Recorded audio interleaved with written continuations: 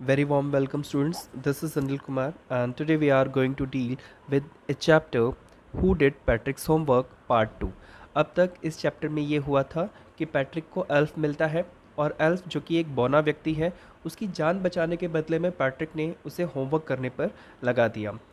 अब हम इस चैप्टर के छठे हिस्से को करते हैं। When it came to maths, Patrick was out of luck. What are timetables? The elf shrieked. We elves never need that. And addition and subtraction and division and fractions. Here, sit down beside me. You simply must guide me.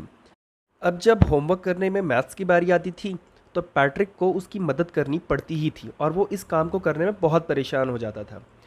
यहाँ वो बौना व्यक्ति जो था वो चिल्ला करके कहता है कि ये टेबल क्या होते हैं, पहाड़े क्या होते हैं। हमें कभी भी इन पहाड़ों की ज़रूरत नहीं पड़ी।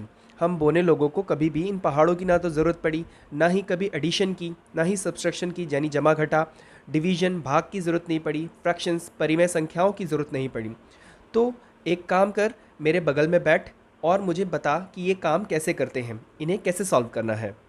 Move forward. Elves know nothing of human history. To them, it's a mystery. So, the little elf, already a shouter, just got louder.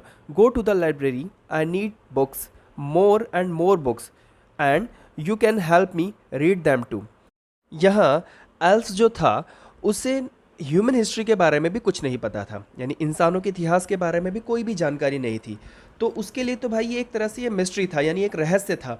तो वो पैट्रिक को कहता है कि भाई बात ऐसी है कि जा लाइब्रेरी जा और वहाँ से ढेर सारी किताबें लेकर के आ, और साथ ही साथ किताबें लेकर के आ और मुझे पढ़ करके बता कि इसमें क्या लिखा है, ताकि मैं ह्यूमन हिस्ट्री के बारे में और भी ज़्यादा जानकारी इकट्ठी कर सकूँ। अब यहाँ पर एक बात तो क्लियर है कि सारा का सारा काम जो है वो पैट्रिक खुद ही कर रहा है। ना तो एल्फ को मैथ्स आ रहा है, ना हिस्ट्री आ रहा है, ना हिंदी ग्रामर आ रहा है, ना ही इंग्लिश ग्रामर आ रहा है। तो मोर और लेस जो है वो सारा का सारा काम जो है वो पैट्रिक खुद ही कर रहा है। यहाँ पर इतनी बात तो क्लियर होती है। अब हम सेवन्थ हिस्से पर बढ़ते हैं। As a matter of fact, every day, in every way, that little elf was a nag. Patrick was working harder than ever, and was it a drag? He was staying up nights and never felt so weary, was going to school with his eyes puffed and blaring. अब यहाँ पर अगर fact की बात करें तो वो दिन रात पैट्रिक को परेशान कर रहा था। एल्फ से वो होमवर्क तो ज़रूर करवा रहा था, लेकिन वो हर सब्जेक्ट में उसे परेशान कर रहा था। वो आज तक उसने इतनी मेहनत कभी भी नहीं करी थी जितनी मेहनत वो अपना होमवर्क करवाने में वो अब कर रहा था। वो पूरी रात भर जागता था और जब स्कूल जाता था तो वो बहुत थका हुआ होता था। उसकी आंखें जो थी वो सूजी हुई होती थी और लाल रहती थी। यानी कहने का मतलब ये है, अगर होमवर्क करवा रहा था तो पूरी टाइम उसको समझाता रहता था कि ये लिख, वो लिख, फलाना लिख, ढिमकाना लिख। तो इसके बाद ही वो स्कूल जाता था, जिसकी वजह से वो काफ़ी थका रहता था और आंखें सूजी रहती थी और लाल रहती थी। Move forward.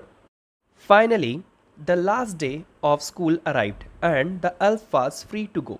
As for homework, there was no more, so he quietly and slyly slipped out of the back door. अब आखिरी दिन आ जाता है स्कूल का, यानी सेमेस्टर के 35 दिन जो हैं वो पूरे हो जाते हैं। और अगर होमवर्क की बात करें तो सारा होमवर्क जो है वो ख़त्म हो जाता है। तो जो एल्फ था उसको पूरी पूरी आज़ादी होती है कि वो घर छोड़ करके जा सकता था।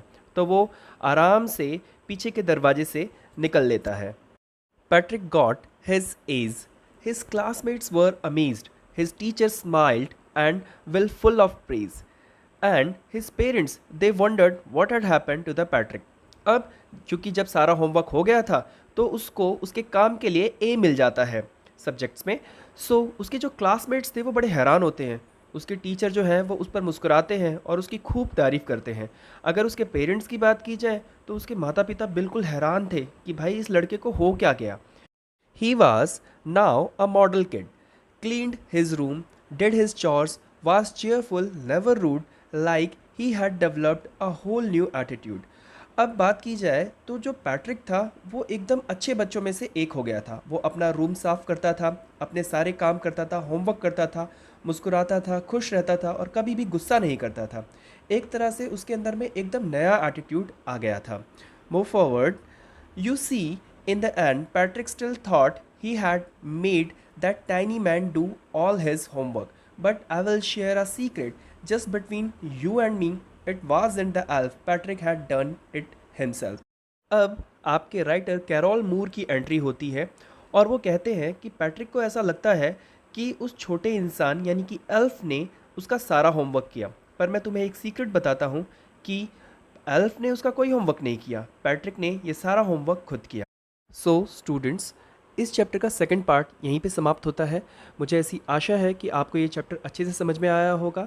अगर आपको ये चैप्टर अच्छा लगा तो हमारे चैनल को लाइक कीजिए, सब्सक्राइब कीजिए और हाँ, अपने मित्रों के साथ में इसे ज़रूर शेयर कीजिए। This is Anil Kumar signing off. Bye bye.